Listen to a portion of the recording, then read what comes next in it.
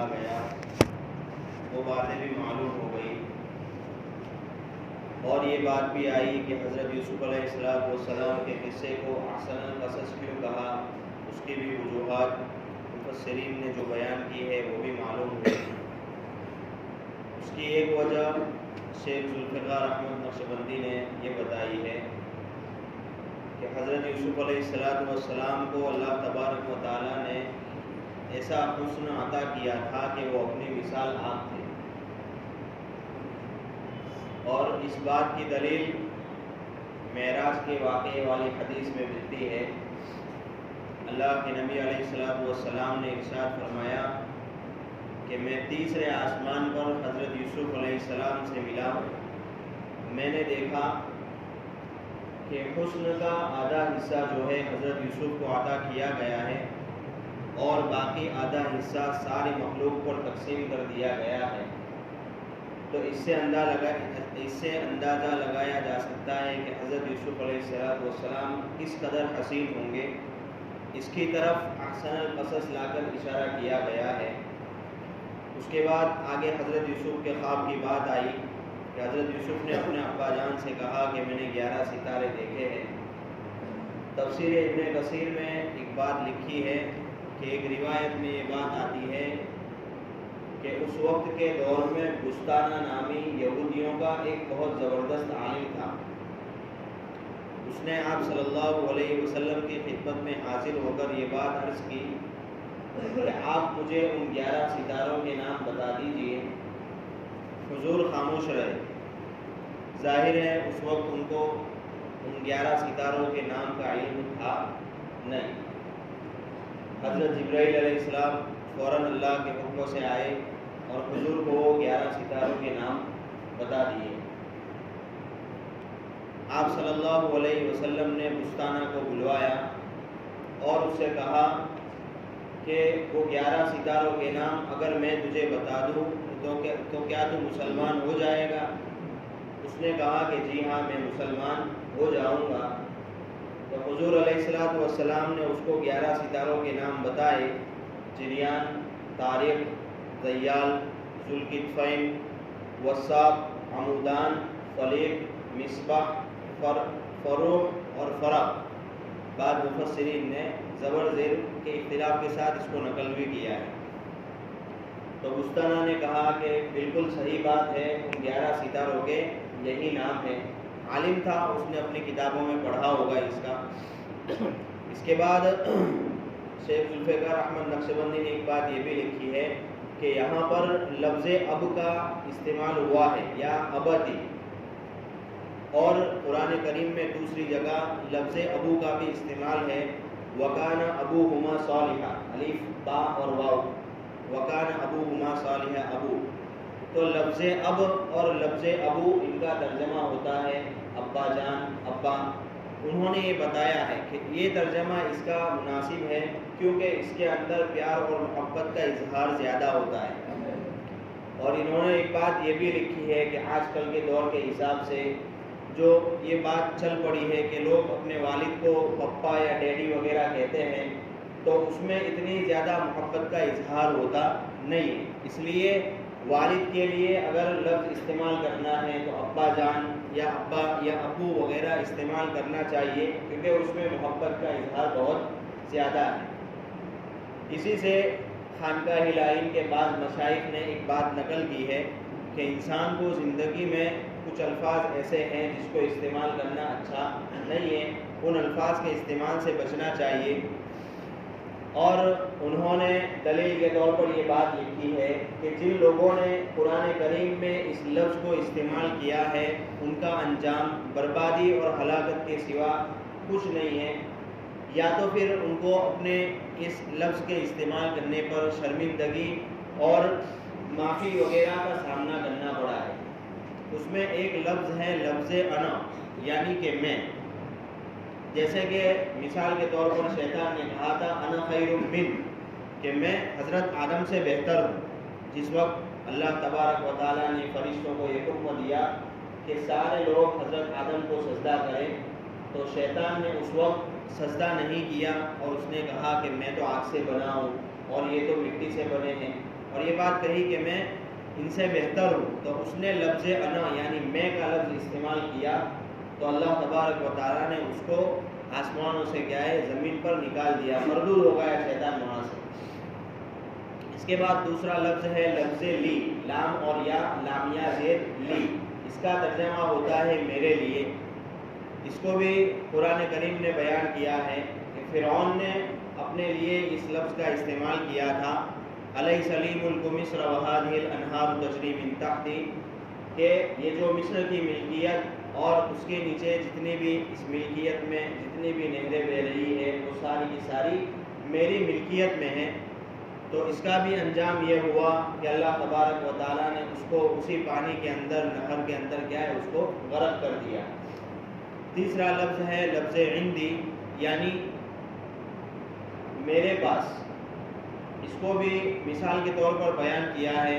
قارون کا واقعہ ہے کہ اس نے کہا انما اوتیتہ علی علم عندی، کہ بھئی یہ جو بھی مال میرے پاس آپ دیکھ رہے ہیں یہ ساری کی ساری جو ہے میرے اپنے پسینے اور محنت کی کمائی سے ہے۔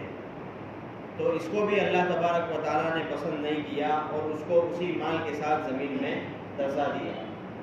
اور چوتھا لفظ جو ہے وہ لفظ نحنو ہے، جیسے حضرت یوسف علیہ السلام کے قصے میں ہی آگے آئے گا کہ بھائیوں نے یہ بات کہی وَنَحْنُ عُصْبَةٌ، کہ ہم ایک جماعت ہیں، لیکن ان کا یہ کہنا بھی اچھا نہیں رہا، آگے چل کر ان کو شرمندگی کا سامنا پڑا، معافی مانگنی پڑی اور اپنی بات کو واپس لینا پڑا۔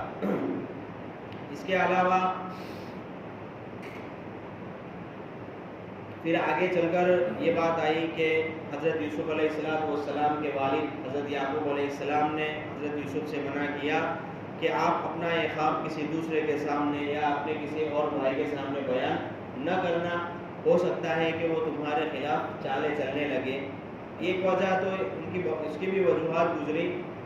ایک بات اس سے یہ بھی سمجھ میں آتی ہے کہ حضرت یوسف علیہ السلام کو اس لیے منع کیا گیا کہ حضرت یعقوب کے دوسرے بیٹے بھی جو تھے وہ بھی تو نبی کے بیٹے تھے، اس لیے نبی کے بیٹے ہونے کے اعتبار سے ان کے لیے خواب کی تعبیر کا سمجھنا کوئی مشکل بات نہیں تھی۔ اس لیے حضرت یعقوب نے حضرت یوسف سے منع کیا کہ آپ اپنے اس خواب کو اپنے دوسرے بیٹوں کے سامنے بیان نہ کرنا۔ اس کے علاوہ یہ بات بھی ہوئی کہ بھائی خواب کی تعبیر کس سے کرانی چاہیے، جو جانکار ہو یا کم سے کم ہمارا دوست اور خیرخواہ ہو، ایسے آدمی سے خواب کی تعبیر معلوم کرنی چاہیے۔ اب تعبیر جو ہے وہ فتویٰ دینے کے مانند ہے کہ بھئی تعبیر کا علم یہ بھی مستقل ایک علم ہے، ہر کوئی آدمی تعبیر کا علم یا تعبیر بتا نہیں سکتا۔ جس طرح مفتی فتویٰ دینے کے لیے مفتی کا ہونا ضروری ہے، ہر کوئی آدمی فتویٰ دے سکتا نہیں ہے، اسی طرح مسئلہ بتانے کے لیے عالم کا ہونا، علم کا جانکار ہونا ضروری ہے۔ بغیر علم کے جانکار آدمی مسئلہ بتا نہیں سکتا۔ ایسے ہی خواب کی تعبیر جو ہے بغیر خواب کی تعبیر کے جاننے والا بتا نہیں سکتا۔ اب یہ خواب کی تعبیر جو ہے یہ اللہ تبارک و تعالیٰ کی طرف سے بعضوں کو ایسی صلاحیت عطا کی جاتی ہے کہ ان کو خواب کی تعبیر کا علم ہو جاتا ہے۔ صاحب معالم العرفان نے یہ بات لکھی ہے کہ نبیوں کے علاوہ اس امت میں خواب کی تعبیر کا علم جو دیا گیا تھا اس میں حضرت ابو بکر صدیق رضی اللہ تعالیٰ عنہ ہے جن کو خواب کی تعبیر کا علم دیا گیا تھا۔ اس کے علاوہ بر صغیر میں شاہ ولی اللہ محدث دہلوی، شاہ عبدالعزیز محدث دہلوی رحمۃ اللہ علیہ کو ان کا علم دیا گیا تھا، اور ہمارے اکابرین میں سے مولانا رشید احمد گنگوہی صاحب کو اس کا علم دیا گیا تھا۔ اور اس کے علاوہ حضرت ابو بکر کے بعد اگر کسی کو سب سے زیادہ خواب کی تعبیر کا علم دیا گیا تو وہ امام ابن سیرین رحمۃ اللہ علیہ ہے۔ اللہ تبارک و تعالیٰ نے ایسا زبردست ان کو علم دیا تھا کہ انہوں نے خواب کی تعبیر کے اعتبار سے ایک کتاب لکھی تعبیر الرؤیا، اس میں خوابوں کی ایسی عجیب و غریب تعبیر انہوں نے بیان کی ہے کہ اگر کوئی آدمی پڑھتا ہے تو وہ حیران ہو کر رہ جاتا ہے۔ بہت باریکی سے وہ چیزوں کو دیکھنے والے تھے۔ جیسے مثال کے طور پر ان کی تعبیر کا ایک مختصر سا واقعہ ہے کہ ایک آدمی ان کے پاس آیا اور کہا کہ حضرت میں نے خواب میں آگ کو دیکھا ہے، تو امام ابن سیرین نے یہ بات کہی کہ تمہیں آگے چل کر بہت زیادہ نفع حاصل ہوگا۔ پھر کچھ عرصے کے بعد دوسرا ایک آدمی آیا اور اس نے بھی یہی خواب بیان کیا کہ حضرت میں نے بھی خواب میں آگ کو دیکھا ہے۔ تو امام ابن سیرین نے کہا کہ آگے چل کر تمہیں بہت نقصان کا سامنا کرنا پڑے گا۔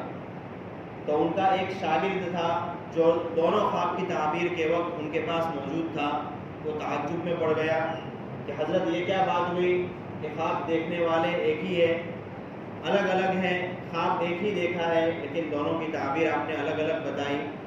تو امام ابن سیرین نے یہ بات بتائی کہ پہلے جس آدمی نے خواب کو دیکھا تھا اس نے آگ کو سردی کے موسم میں دیکھا ہے، اور سردی کے موسم میں آگ کا دیکھنا یہ راحت کی طرف اشارہ ہے، اس لیے اس کی تعبیر یہ دی گئی کہ آگے چل کر بہت زیادہ نفع کمائے گا۔ اور دوسرا جو آدمی ہے اس نے خواب دیکھا تھا، وہ گرمی کے موسم میں خواب دیکھا تھا، اور گرمی کے موسم میں آگ کا دیکھنا ظاہر سی بات ہے یہ پریشانی کی طرف اشارہ کرتا ہے، اس وجہ سے اس کے لیے بیان کیا کہ بھائی آگے چل کر تمہیں مشکلات اور پریشانیوں کا سامنا کرنا پڑے گا۔ یہ ساری باتیں تھیں۔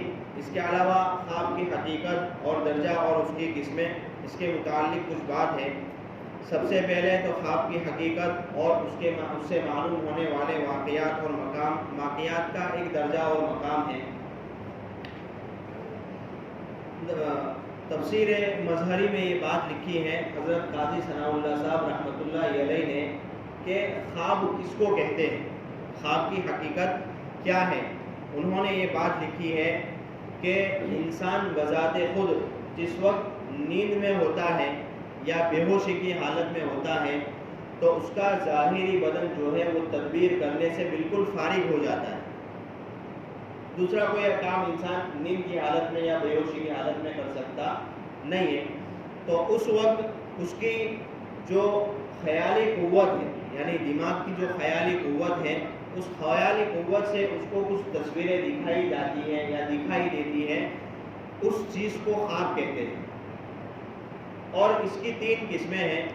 اس کی 2 قسمیں جو ہیں وہ بالکل باطل ہیں، اس کی کوئی حقیقت اور اصلیت نہیں ہے، اور ایک قسم ہے جو صحیح اور سچی ہے، لیکن اس قسم میں بھی کبھی کبھار بہت سے عوارض یعنی بہت سی ایسی باتیں شامل ہو جاتی ہیں جو اس کو فاسد اور ناقابل اعتبار تک پہنچا دیتی ہیں۔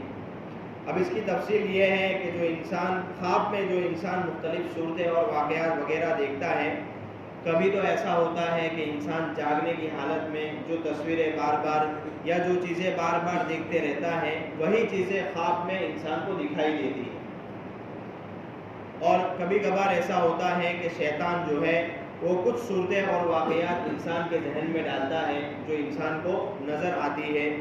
اب اس کے اندر شیطان جو ڈالتا ہے اس میں کبھی کبھار بہت سی باتیں خوش کرنے والی بھی ہوتی ہے، بہت سی ڈرانے والی بھی ہوتی ہے۔ تو یہ دونوں صورتیں، یہ دونوں قسمیں جو ہیں یہ باطل ہے، اس کی کوئی حقیقت اور اصلیت نہیں ہے۔ اور تیسری جو چیز ہے وہ حق اللہ تبارک و تعالیٰ کی طرف سے ایک قسم کا الہام ہے جو اپنے بندوں کو متنبہ کرنے یا خوشخبری دینے کے لیے دیا جاتا ہے، اور اللہ تبارک و تعالیٰ اپنے خزانہ غیب سے بعض چیزیں اس کے دل اور دماغ پر کیا ہے ڈال دیتے ہیں۔ یہ خواب جو ہے یہ صحیح ہے اور سچ ہے۔ اب یہ علامہ قاضی ثناء اللہ صاحب نے یہ بات بیان کی ہے، تو خواب کی یہ 3 قسمیں جو ذکر کی گئی، حضور علیہ الصلوۃ والسلام نے بھی اس کی تفصیل کی ہے، اسی سے تفصیل منقول ہے۔ آپ علیہ الصلوۃ والسلام نے فرمایا ہے کہ خواب کی 3 قسمیں ہیں۔ ایک قسم شیطانی ہے جس میں شیطان کی طرف سے کچھ صورتیں ذہن میں آتی ہے۔ دوسری وہ جو آدمی اپنی بیداری یعنی جاگنے کی حالت میں دیکھتا ہے وہی صورتیں خواب میں بھی سامنے آ جاتی ہے۔ تیسری قسم صحیح اور حق ہے، اور وہ نبوت کے حصوں میں سے 46واں حصہ ہے، یعنی اللہ تبارک و تعالیٰ کی طرف سے ایک طرح کا الہام ہے۔ اب یہ خواب جو ہے وہ نبوت کے 46واں حصے میں سے ایک حصہ ہے، یا پھر مفسرین نے اس کے بارے میں بھی کلام کیا ہے کہ بھئی کون سا حصہ یہ بنتا ہے، انشاءاللہ اس کا تذکرہ آئندہ کل کر لیں گے۔